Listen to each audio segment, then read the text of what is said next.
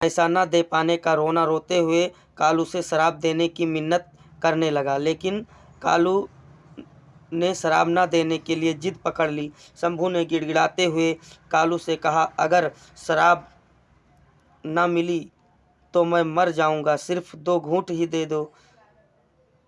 2 घूंट तुम्हें अब बिना पैसे का आधा घूंट भी शराब नसीब नहीं होगी। कालू ने कठोर लहजे में कहा, लेकिन मैं पैसा कहाँ से लाऊं? मेरे पास तो कुछ भी नहीं है, मैं कोई काम भी नहीं करता। एक हीरा है तुम्हारे पास, कहते हुए कालू की आंखें चमक उठी। हीरा? शंभू ने ना समझने वाले भाव से कहा, हाँ हीरा।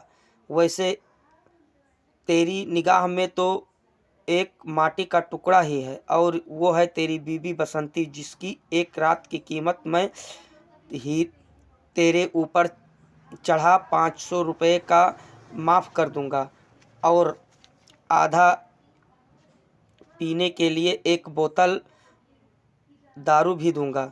कालू सेठ, तुम्हारा दिमाग तो ठीक है, वो मेरी बीबी है, अपनी जुबान से अब एक लफ्ज़ भी ना निकालना।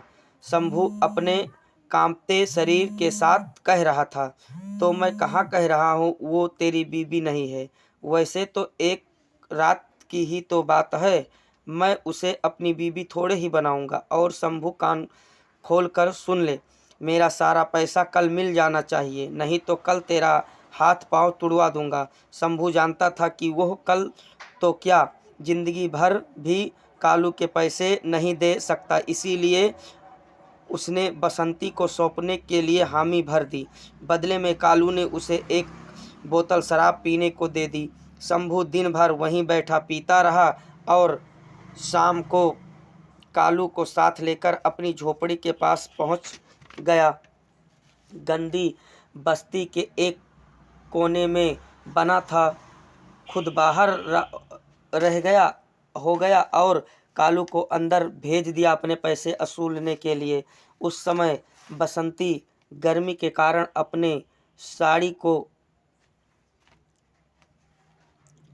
अलग कर चारपाई पर झपकी ले रही थी, और वह उस मुद्रा में कोई अप्सरा लग रही थी।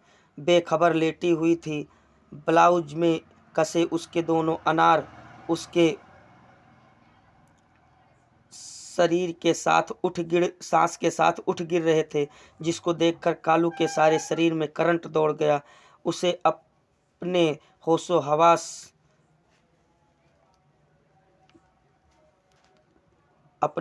हवास गायब होते महसूस हुए। उसकी निगाहें चोटियों से उतरती हुई नाभि कुंड पर एक पल के लिए ठहरी, और फिर पेटीकोट से होती हुई टांगों पर गईं, तो उसका गला सूखने लगा। उसके शरीर का सारा खून लावा बनकर उबलने लगा।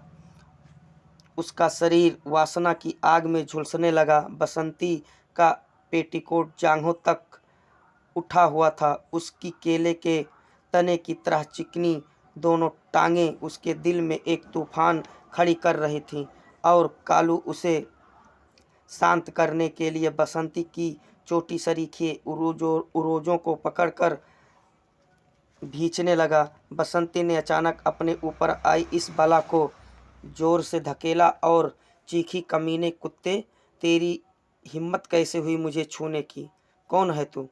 कालू किसी बहसी की तरह हंसते हुए बोला, बसंती डार्लिंग, वैसे तुम्हें पाने के लिए तुम्हारे पति को पूरे 500 की दारू पिलाई है, और अब तुम मेरे हाथों से नहीं बच सकती। कालू ने अपने हाथ फैलाए और बसंती को दबोचने के लिए आगे बढ़ने लगा। खबरदार, बसंती चीखी, मेरी तरफ एक कदम भी बढ़ाया तो ठीक नहीं होगा। कालू के ऊपर बसंती के किसी बात का कोई असर ना हुआ। वह पहले की भांति आगे बढ़ता रहा। उस समय बसंती के जिस्म में ना जाने कहाँ से ताकत आ गई कि उसने सब्जी काटने वाला चाकू उठाया और कालू के सीने में पेवस्त कर दिया। कालू एक हृदय विदारक चीख निकालता हुआ वहीं ढेर हो गया।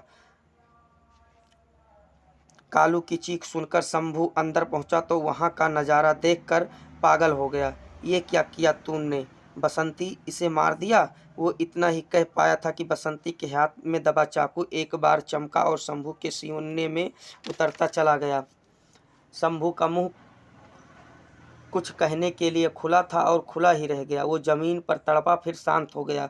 साला बीबी का दलाल बनने चला था। यह कहने के साथ ही बसंती पागलों की तरह कहे लगाने लगी। सुबह पुलिस आई और लाशें तथा बसंती को उठाकर ले गई। आज शराब ने फिर एक घर बर्बाद कर दिया।